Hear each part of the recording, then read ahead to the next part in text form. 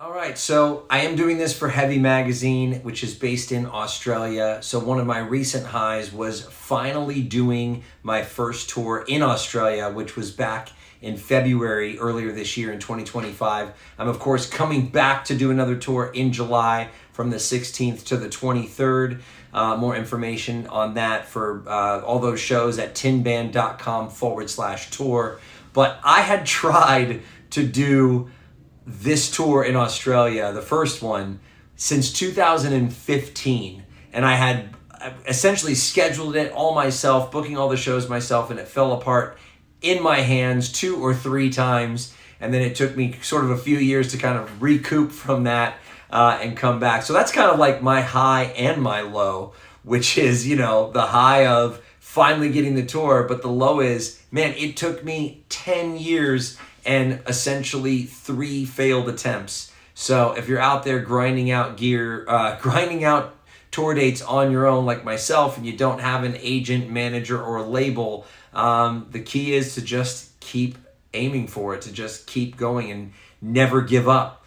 I did mention in the intro, so I'll make that my first story of being on a tour. It was 17 shows over 19 days in the United States back in 2010. We started in LA, went up through Colorado, Nebraska, into Chicago, and then kind of stayed up in the Midwest area for a little bit, coming back down through Oklahoma City, and then through Albuquerque and into Las Vegas for my 30th birthday bash. This is a while back.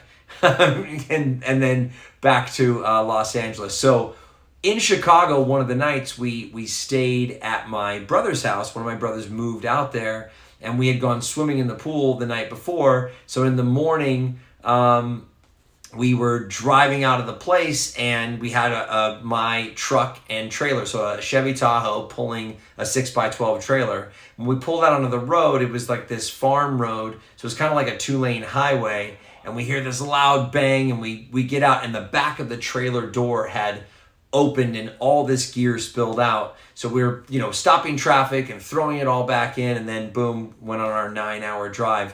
When we got to Oklahoma City, I was asking everyone, hey, have you seen the kick drum? No one had. I thought someone brought it in. It's like one of the bigger items of the truck. And it turned out, I called my brother, it had rolled off the road, since it was in a round case, and rolled into a ditch. So the tour tip here is, always make sure all of your doors are closed before driving on a tour. Doors of your vehicle, and especially all the doors of your trailer. I guess we hadn't latched it the night before when we were, just hanging out at my brother's house. So that's your tour tip, your high, your low, the high of Australia, the low of how long it took me, and of course the tour tip, close all of your doors.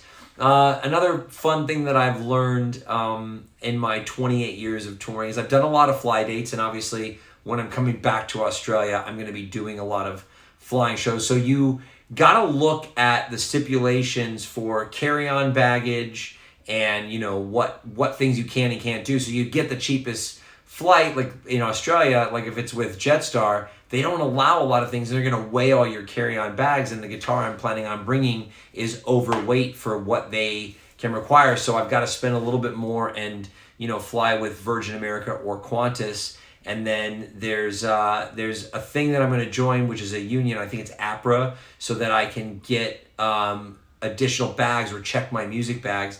Now, I'll let you know how this goes when I do my tour. So in the States, it's a little bit different. You can do what's called a media pass, and just kind of get a little bit more or a little less weight restrictions on your stuff. But you got to always pay attention to how many carry-ons you can bring, how many checked bags you can have, and sort of what weight they have to be. So I always carry on my guitar and just put it in the smallest soft bag that I can, and just sort of sweet talk my way onto the planes. I know I've talked to a lot of Australian musicians that don't think they can take their guitar on there.